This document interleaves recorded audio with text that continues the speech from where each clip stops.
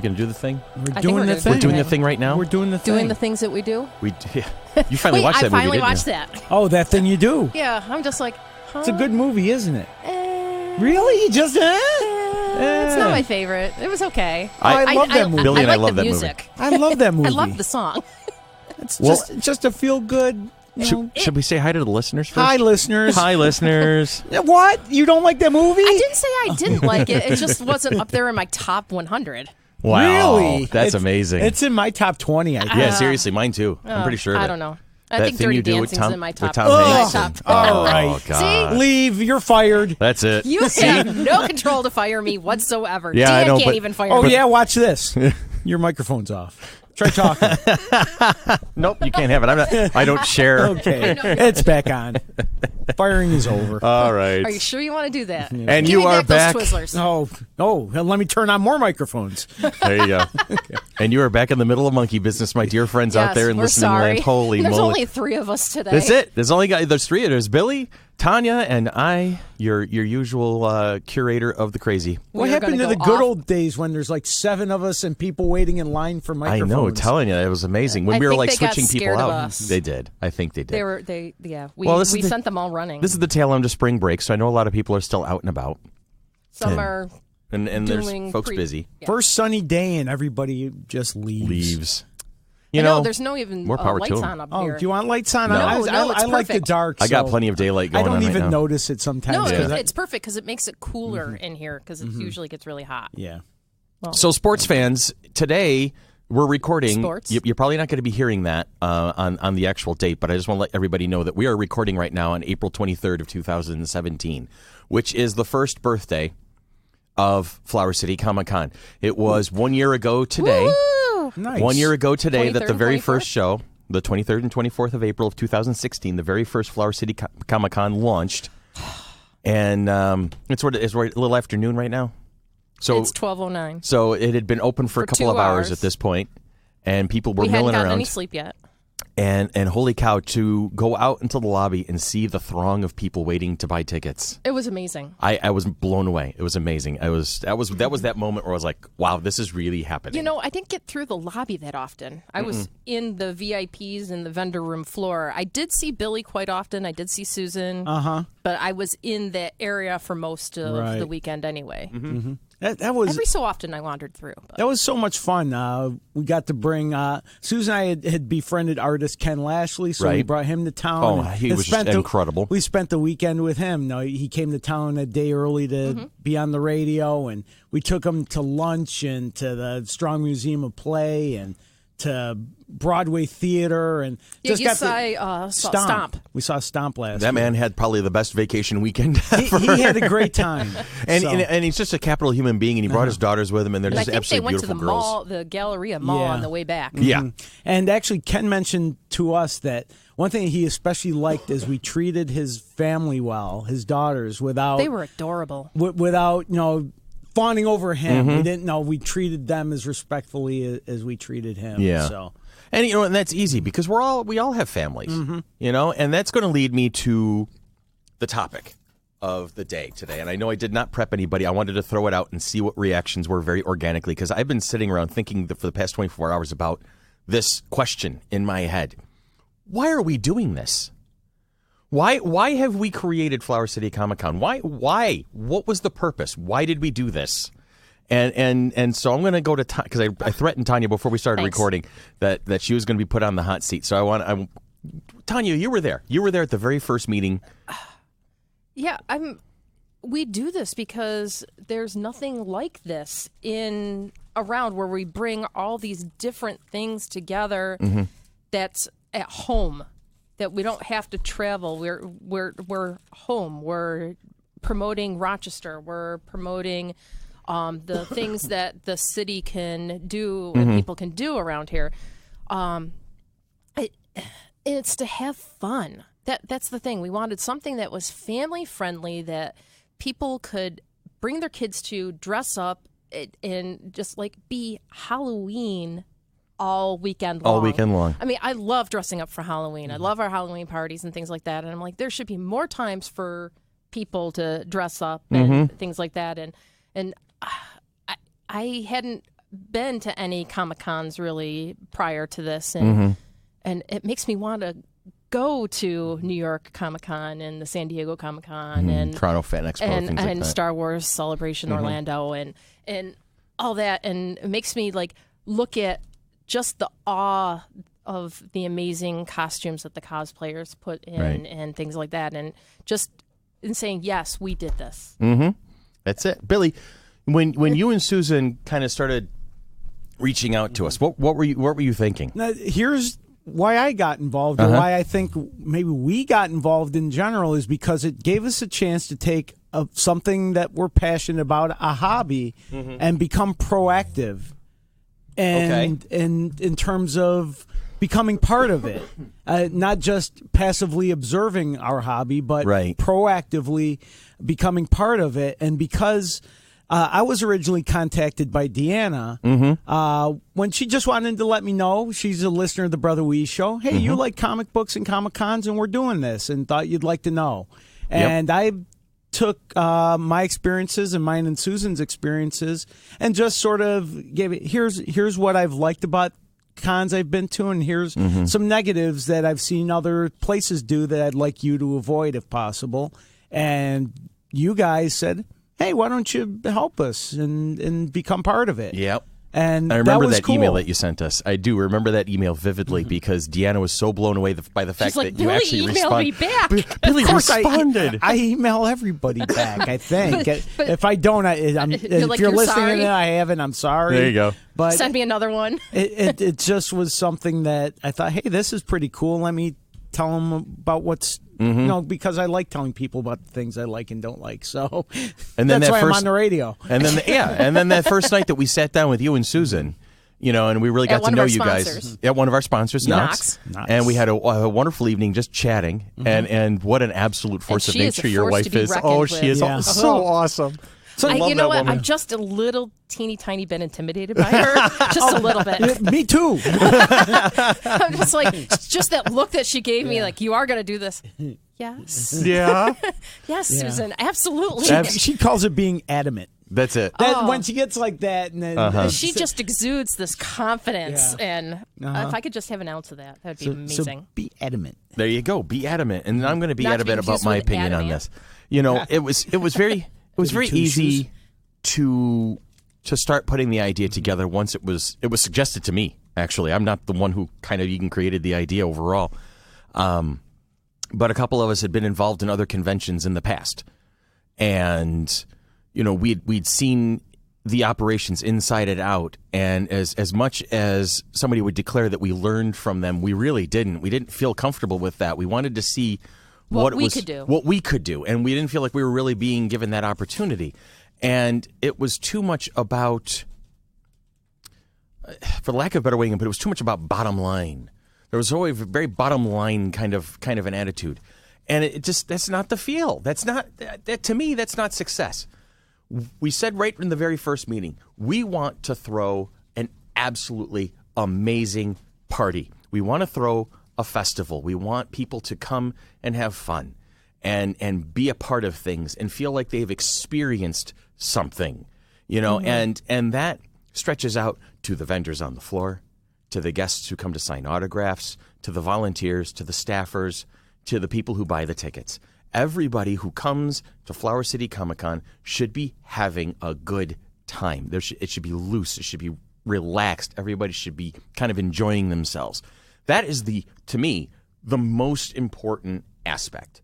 Yes, it's a business. Yes, it's going to cost money. Yes, there's going to be tickets involved and all that other fun stuff.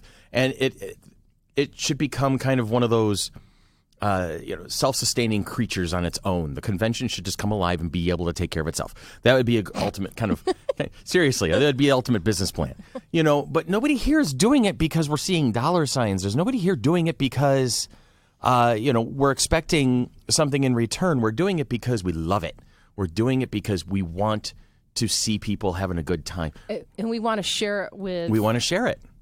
Everyone that likes the sci-fi and the fantasy and the pop culture and the wrestling and the art and all that type of stuff. And just as Go ahead. still sort of an outside, I'm part of your group, but you guys, you and Tanya and Deanna and Dan and Brian, you are the nuts and bolts of it. And I can't imagine how hard Nuts you is work, because right. basically every 2 weeks you show up and I turn on some microphones and You sit back and watch us. And, and I get to talk a little, but you guys are working so hard that I appreciate that. I can't imagine how much stuff you're doing and how hard you're working.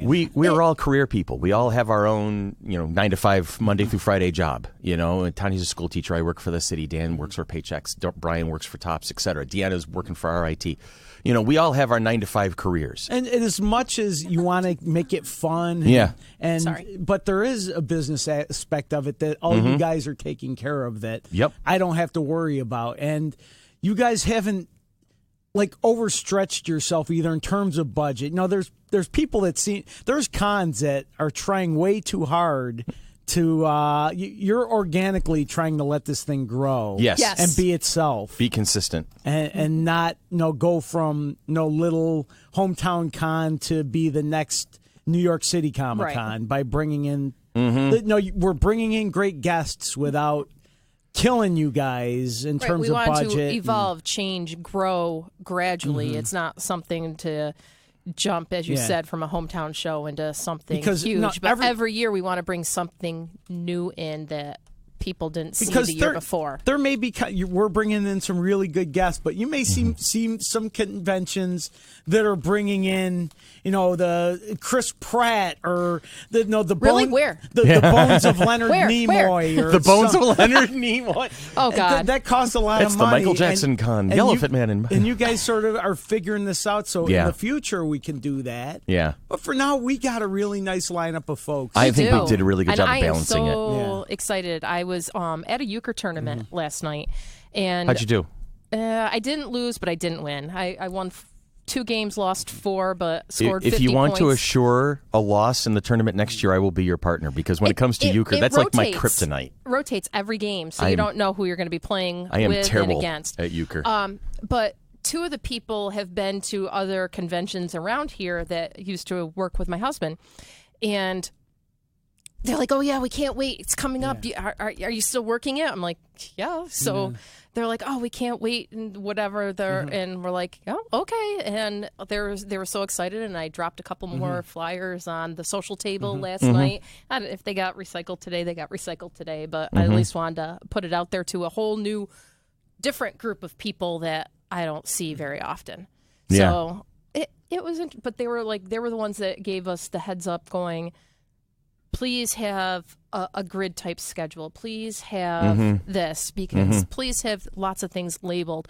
So we have taken everybody's feedback and tried to incorporate it, use it, adapt it to fix things that possibly were broken on our end last year, to have it so it runs a little more smoothly this year, because there were people last year, as Chris has said in previous podcasts, that they thought this was our 5th or 6th year, and they couldn't believe that we were our first year. And they're like, they thought we were lying. Last year, you guys did panels, and we had the 3 rooms, I believe. Right. And they were labeled. No, there were schedules up, and there may have been a little bit of confusion. Yeah. But to be honest with you, I dropped the ball. He dropped the ball. We all dropped the ball. It still came out way better. I went to another con where literally one of the guests was in a room you almost couldn't find, where it was down in the basement of the building. You had to make a bunch of turns. It was a nightmare. Yeah, I've heard similar stories in other places. And so just the fact you guys are figuring it out a day at a time, and you're doing a great job with it. And that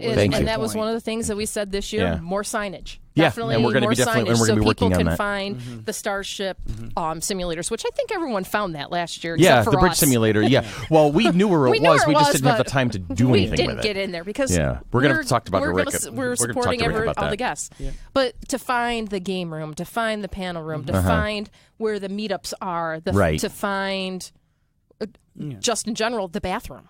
Yeah. Which was important. Yes, especially for people who need to fix their costumes and things like that, and kids in the quiet room and all that type of stuff. And you both kind of touched on something that has been it's been very important to us, is we are not afraid to learn. We're not afraid to take the hit and say, okay, we did make that mistake, and you know what? We're going to work on that. Or, there's been actually a couple of occasions where we've been told, hey, you've made a mistake. And we're like, yeah, we know. And we're going to make it again because this is how we want to run the show.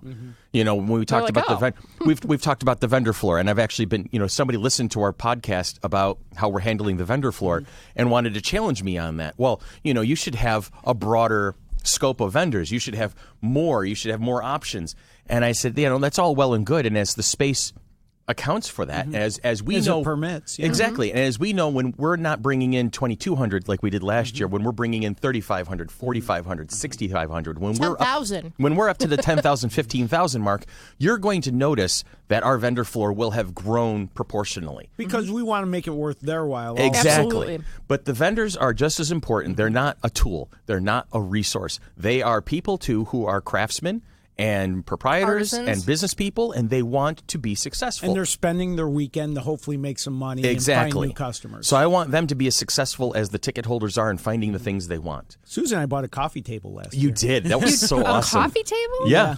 Was that the Batman one? No, we bought a little rat pack. Right. I remember that one. Didn't you get like a comic book decoupage? I got a decoupage garbage can with all something? the Harvey comic characters on it, Hot Stuff and Richie Rich and Casper and Wendy. So I got Harvey Comics garbage can. So people are going to be able to find a variety of things. And I bought a bunch of comics. There you go.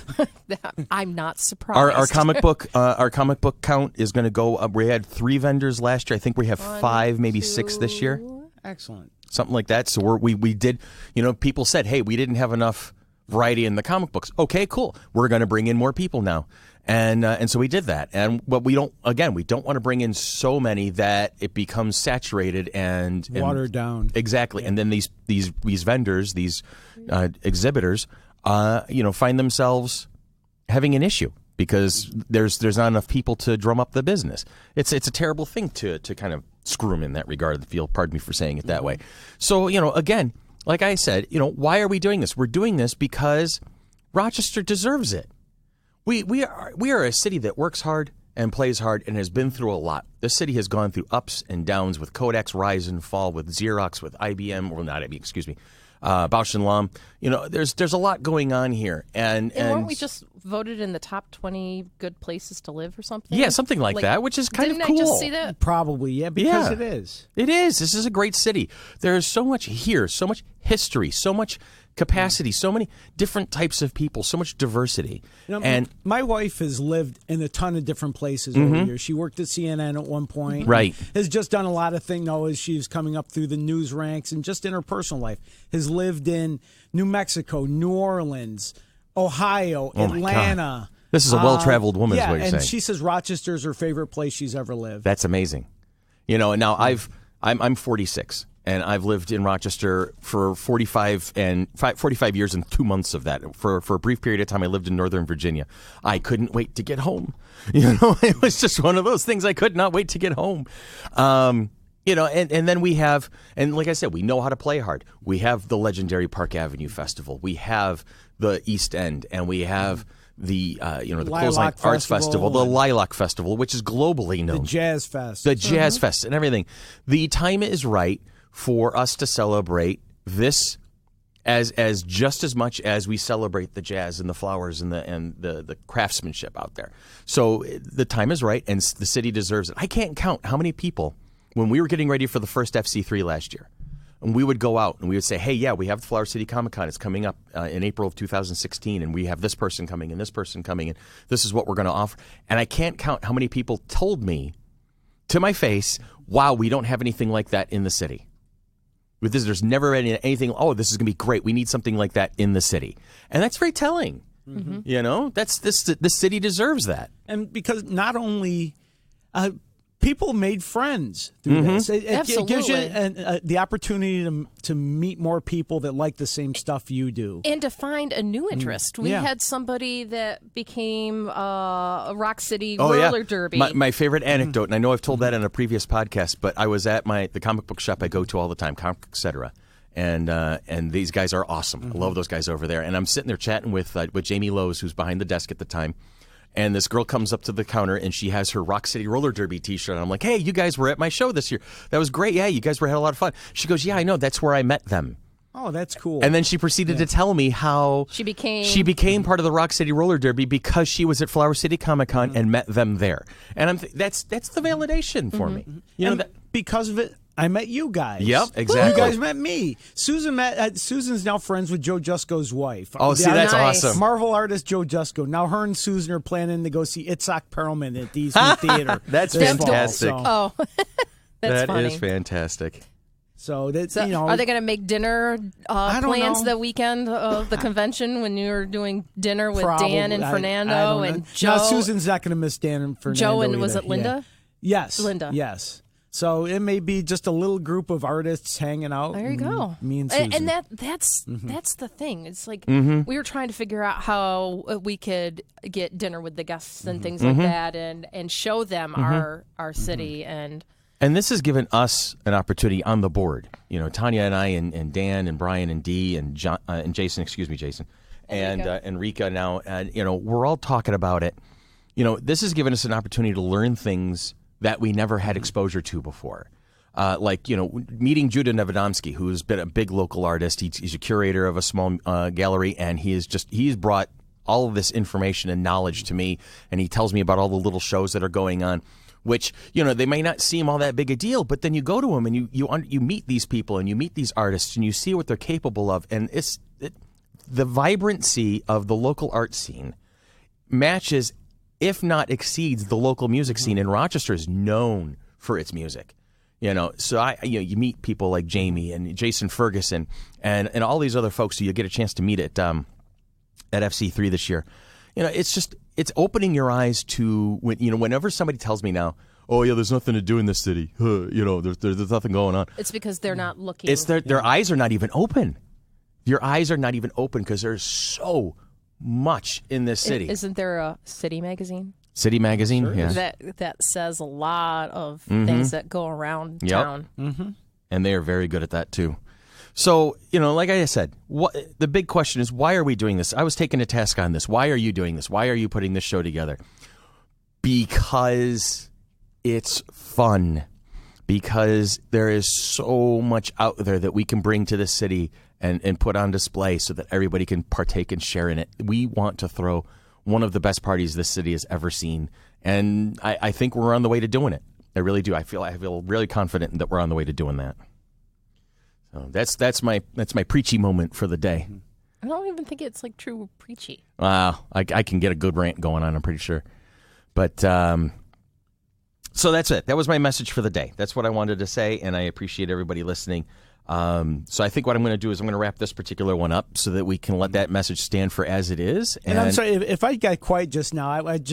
I was on my Facebook page and I just happened to see our guests Dan Perrin and Fernando Ruiz. I've seen some of their drawings and their art that they've done at right now, C2E2. That's what I Is it like R2D2? Yeah. No. It's the big con in Chicago. I saw Jason David Frank and a Stan Lee together video today. Oh, that's awesome. And I'm just like, I just caught one of the commissions Dan did at C2E2 of Batgirl and one of Chameleon Boy, a Legion of Superheroes. Oh, wow. Superhero. Classic. It made me smile. So That's I'm good looking stuff. forward to seeing those guys. And thank you for allowing me to be part of this. Oh, I'm telling you, it was natural, forever man. and ever. Absolutely natural to have you on board with us. It's because it fits. Yay. You match us pretty well, man. He is part of our tribe. We'll welcome him in. Seriously. We are not going to vote you out. And I think what's most important, Billy, is you put up with us, too. Well, here's the thing. Coming in early. Yeah. Here's the thing you like least about me, Chris. Yeah.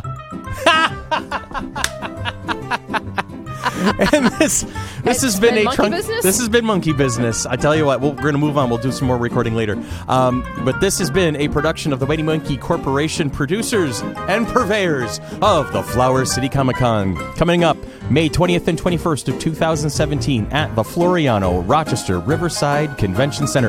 Like us on Facebook, www.facebook.com/FC3ROC. Woohoo! Nailed the post.